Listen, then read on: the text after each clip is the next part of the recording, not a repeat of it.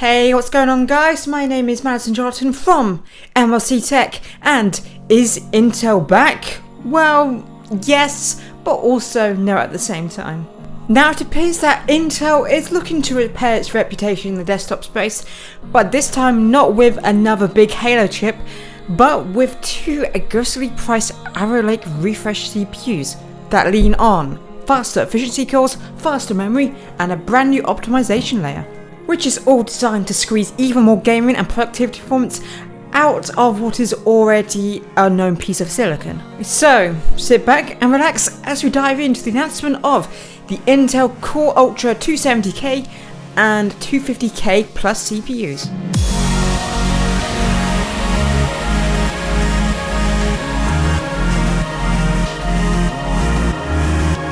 As of recent history, Intel has had quite a rocky history in the CPU desktop space, particularly that with past generations of complacency, instability, and just not being able to catch up to the competition. And even the latest generation of Arrow Lake had some instability issues as well, such as stuttering and dropped frames that were caused by a latency issue within the CPU itself, which really impacted the launch of the CPU. And now Intel has since fixed a lot of those issues, and performance is generally better, but still lacking behind the competition from AMD. But Intel is back today with some new CPUs, that being the 270 Plus and the Ultra 5 250K Plus. And Intel are claiming that these are the fastest gaming processors ever that they have ever made.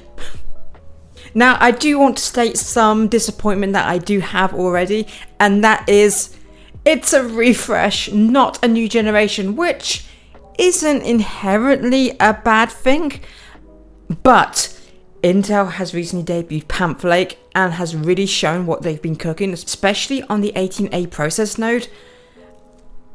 They're sitting on potentially untapped gold for the desktop, and they give us another refresh, which I'm not inherently against, but if I was in a position to buy a new CPU now and new Panther Lake was around the corner for the desktop, I would really hold out for Panther Lake. Because that 18A node for the desktop, that looks like it could be very promising and bring strong competition.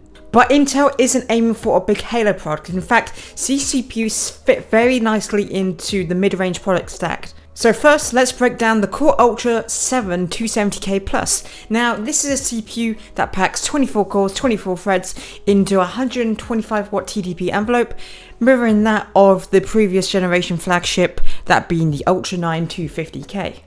And its hybrid configuration of 8 performance cores and 16 efficiency cores. Now, the performance cores on this new refresh boost to 5.5 GHz, with the base clock rising to 4.1 GHz compared to earlier models. The efficiency cores begins at 3.4 GHz base, which is a 100 MHz increase from their previous generation, while a CPU to memory control link running at 900 MHz faster, which will improve the data flow between the processor and the system memory. Now, this setup looks to position this chip ahead of the 20-core Ultra 7 265K for multi-threaded workloads, which is what the CPU aims to replace. While Intel is also still targeting parity or better performance against the far more power-hungry Raptor Lake Core i7 4900K, which was a major criticism of the last generation Intel of how they couldn't beat the last generation in terms of performance. Yes, efficiency gains are nice to have, but the fact that AMD was able to have that increased performance and have those efficiency gains, unlike those 14th gen CPUs, it really highlighted the disadvantage these Intel CPUs were still at. But in the world of computer hardware, there is no such thing as a bad product, and this certainly is not a bad product. But what there is a bad price point, and this comes in at $300 surprisingly, which is a good price point, which makes this potentially a good product. Now, at $300, this processor is aimed to take on AMD's 8-core Ryzen 7 9700X, where AMD's offering falls behind in gaming and productivity, potentially offering close to double the multi-threaded throughput on paper. Now, real-world performance is going to vary, but specs-wise, multi-threaded performance core counts alone, it looks really promising for productivity at this price range. Now let's take a look at the Ultra 5 refresh, that being the Ultra 5 250K Plus. Now, in the last generation of Arrow Lake, the Core Ultra 5 was my favourite chip, purely because of the performance it offered for the price. I recommended that in many builds over offerings from AMD, just because that price of the Ultra 5 was super competitive for the performance you were getting. And now the Ultra 5 250K Plus arrives with a $200 price point, which, okay, that's good. We love to see that. A $200 CPU that looks to offer great performance, we need more of that. Now this $200 Core Ultra 5 offers 18 cores in total, including 6 P cores clocked at 4.4 GHz and 12 efficiency cores running at 3.7 GHz. And this chip carries 30 MB of smart cache, which is an increase of 6 MB over the 245K. And now Intel claims an average of 103% multi-core advantages over the similarly priced Ryzen 5 9600X, relying heavily on its larger pool of efficiency cores to handle parallel workloads. And both of these processors still retain the 125 watt base power rating, which is good to see that Intel is not backsliding into its old ways where it would crank up the power targets in order to get ahead of AMD and say, oh look, we've got the fastest CPU in the world at 400 watts that blows up and sets your computers on fire, but it's the fastest. I'm glad Intel's not backsliding and making mistakes of previous generations.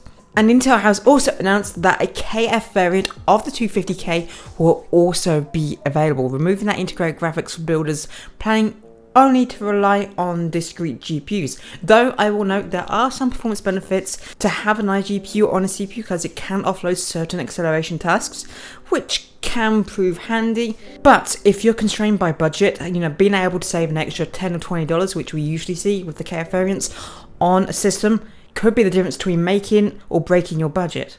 Now, while I said at the start of the video that I was a bit disappointed that this was a architectural refresh opposed to the new generation, the new Panther Lake, the 18A Node generation, which I'm really looking forward to, Intel with this CPU refresh is focusing on more targeted improvements. Such as support for DDR5 7200 is now standard across the board, and the platform is also preparing for high-density 4-rank CU-DIMM modules as well, on already compatible 800 series motherboards. And also new motherboard variants will be coming throughout 2026 as well, which will fully unlock these memory configurations. Now, Intel has come out with a lot of bold claims when it comes to the game performance of these CPUs, and their whole performance claims centers around, optimizing the silicon that they already have, and that being with Intel's new binary optimization tool, which is a binary translation layer designed to improve performance in select titles without requiring code changes from the developers.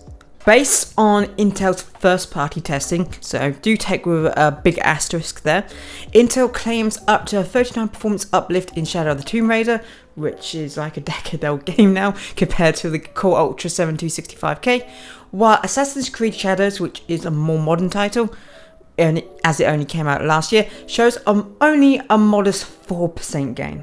And it's important to note that Intel's comparison focuses primarily on their immediate predecessors rather than direct competition from AMD or even 14th gen.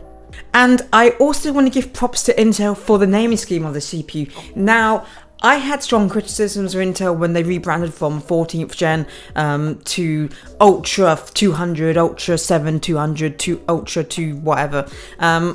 I wasn't so much a fan of that name scheme, but props to Intel for at least maintaining that this is an Intel Core 200 CPU instead of trying to up budget to Intel Core 300, causing a mismatch of generation and architecture between each product listing. For example, the Intel Ultra 300 line are running Panther Lake on the mobile, so it's good that Intel didn't decide to try and one-up AMD and say, oh actually no, this is a whole new generation, which AMD recently did with their new AI 300, 200, 400 line of CPUs, where they did a refresh and called it the AI 400 instead of the 300, confusing people into thinking it was an entirely new generation opposed to a small refresh.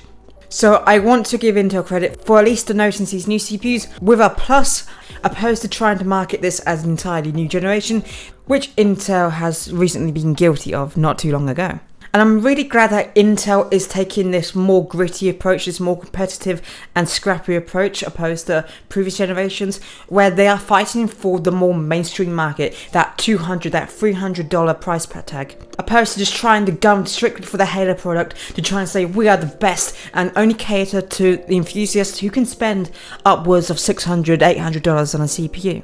I'm really glad that Intel is targeting the more mainstream consumer, bring CPUs to market that you at home can actually put in your system if you're on a budget.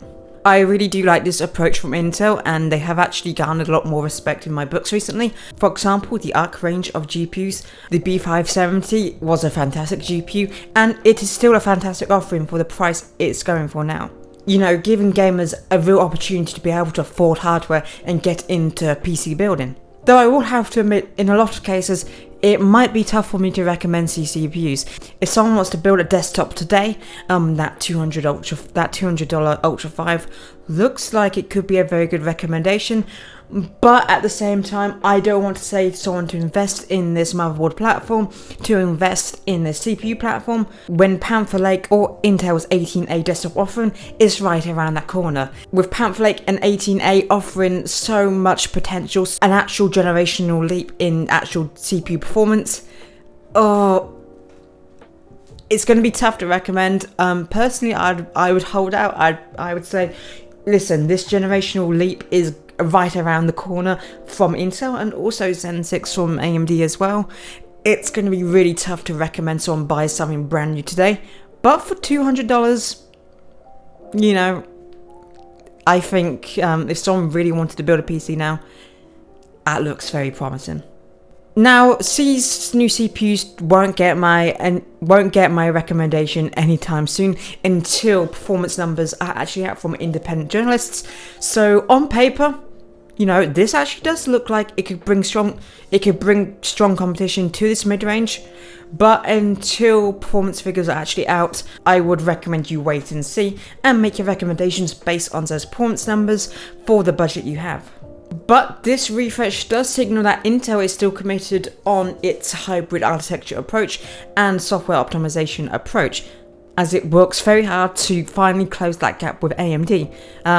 They're not quite there yet, but like I said, with Panther Lake around the corner, I'm excited. I'm super excited. We're finally getting the CPU wars back. We're finally getting that strong competition, that trading blows between AMD and Intel, which only benefits us at home. You know, more competition sees companies trading blows to each other. It forces each side to get competitive. It forces each side to be more innovative with the technologies they bring to us, and also more competitive with the price, which only benefits us. And I really do hope that this does send a signal to AMD, as of recently, they've sort of forgot about the low end, the mid-range.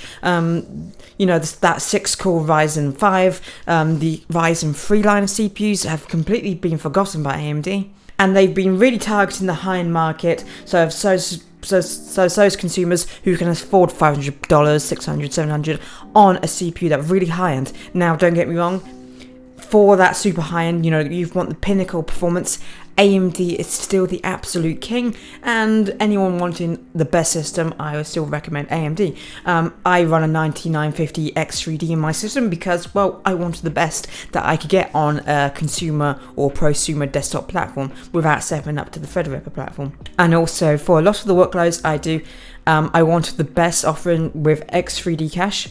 As for a lot of my development workloads, data science workflows that I run through my system, having that X3D cache actually makes a really big difference.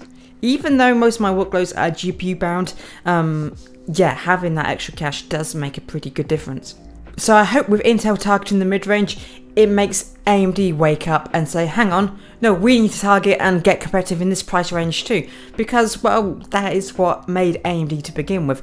You know, when they were scrappy and targeting, you know, their average consumer price point, it's what earned them a lot of trust and a lot of market share back to where they are now. So I really hope that they do get scrappy again and really send a message that, you know, we need to compete. We need more CPUs that the average people can actually buy without just doing another refresh on a 6th generation old architecture, which, refresh your name for is good for people on pre-existing platforms, especially in the current memory crisis where, okay, so CPUs look like a really good deal at $200, but the RAM at the moment is very hard to come by, so it might be tough to recommend to anyone to build a system, any CPU. But, I'm glad to see at least there is competition within the CPU space, even though the GPU world, the memory world, is on fire at the moment.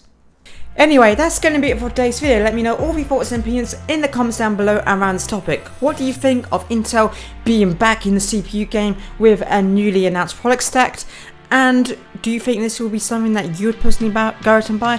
Or are you waiting for the latest generation from Intel, that being Panther Lake or 18A? Or Zen 6. Let me know all of your thoughts in the comments down below. Anyway, I've been Madison Charlton from MLC Tech. Thank you so much for watching, and I hope to see you in another video soon. Goodbye for now.